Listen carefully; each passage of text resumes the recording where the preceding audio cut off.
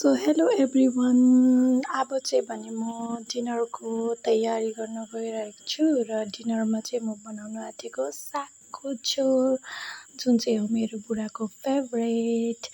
उसकै डिमान्डमा बनाउँदैछु र सागको झोलमा चाहिँ म आलु हालेर बनाउँछु नि त आलु चाहिँ म काटेरै हाल्छु भनेर सोचेको थिएँ, तर फेरि यस्तो सोचेँ आलुको अचार पनि बनाउँछु भनेर चाहिँ, त्यही भएर चाहिँ आलु उसिनै पर्ने भयो। अन्त म बरु बोइल गरेर नै हाल्छु भनेर आलुको अचारको लागि पनि अनि सागको लागि पनि एकैचोटि बोइल गर्दैछु कुकरमा। अन्त यहाँ चाहिँ मैले टमाटर पनि एकदम रेडी राखिरहेको छु सागको झोलमा हाल्नुको लागि। ल कुकरको चाहिँ सिटी पनि लागिहाल्यो। कुकरको सिटी लाग्दा यता फेरि मैले प्याज खोर्सानी काटेर रेडी पारेको छु अनि टमाटर पनि काटेर रेडी पारेको छु अनि लसुन चाहिँ मजाले खिचाएर रेडी पारेको छु। लसुन चाहिँ पड्काउनै पर्ने हुन्छ र अहिले चाहिँ मैले किन सागको झोल बनाएको भने चाहिँ दिउँसो चाहिँ हाम्रो घरमा खसीको खुट्टा बनेको थियो र अब चाहिँ भने मैले कराई पनि बसालिसकेँ।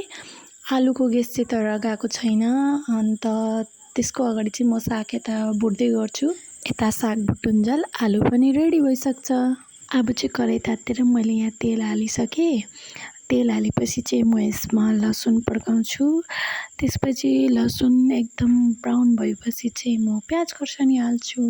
प्याज खोर्सानी यत्तिको भएपछि चाहिँ म अब यसमा हाल्नु गइरहेको छु साग र साग हालेर एकछिन मजाले चलाएर चाहिँ यसमा म एड गर्छु हल्दी र नुन। नुन चाहिँ बेसी भयो भनेर डराउनु पर्दैन, किनभने अहिले म एकछिनमा झोलै हाल्ने हो। साग चाहिँ तपाईँहरूले अलिकति देख्नुहुँदै होला, तर यो साग चाहिँ अलिकति नै बनाएको मैले। अस्तिदेखि मेरो हस्बेन्डले चाहिँ सागको झोल खान्छु भनेर भन्नु भइरहेको थियो नि त, तर धेरै जस्तो साग चाहिँ मैले अस्ति चिकनमा हालेर बनाएँ र पनि उसको लागि अलिकति राखिदिएको थिएँ। त्यही भएर अहिले चाहिँ मैले उसको लागि सागको झोल बनाइदिएको। अब यता चाहिँ आलुको ग्यास गएर पनि ठिक्क भएछ र आलु चाहिँ मैले अहिले डिभाइड गरिसकेँ। यो चाहिँ सागको लागि, यो चाहिँ आलुको अचारको लागि। सागको लागि चाहिँ आलु थोरै चाहिन्छ। धेरै आलु हाल्यो भने चाहिँ झोल मोटा हुन्छ, तर मोटा झोल चाहिँ मिठो हुँदैन, पातलै झोल मिठो हुन्छ सागको चाहिँ। अहिले चाहिँ म आलुमा पानी हालेर मिक्स गर्दैछु। आलु चाहिँ मोटा पातला तपाईँहरूले कति राख्नुहुन्छ त्यसको अनुसार राख्नु होला। म चाहिँ हल्का मोटा मोटै राख्छु र बेसी पातलो पाऱ्यो भने चाहिँ सागको झोल मोटा हुन्छ। र मैले चाहिँ यत्तिको राखेको छु आलु र साग चाहिँ यत्तिको भएपछि चाहिँ तपाईँहरूले यसमा टमाटर एड गरिदिनुहोस्।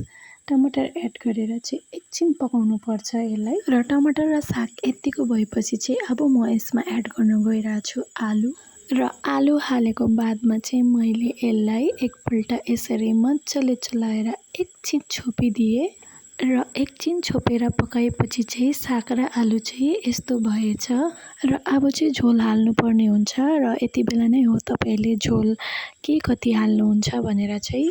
र मैले चाहिँ झोल यत्तिको राखेको छु र यत्तिको झोल राखेर पनि झोल चाहिँ अब उम्लिन थालिसकेँ र यता चाहिँ भने मैले आलुको अचार पनि बनाउँदैछु। आलुको अचार चाहिँ मैले बनाएको देखाइनँ, आलुको अचार बनाउनु त सबैलाई आइहाल्छ। सो यही हो मेरो आजको डिनर, आलु सागको झोल र आलुको अचार अनि दिउँसोको खसीको खुट्टा पनि छँदैछ। So thank you guys, by सबैलाई। फेरि भेटौँ नेक्स्ट भिडियोमा।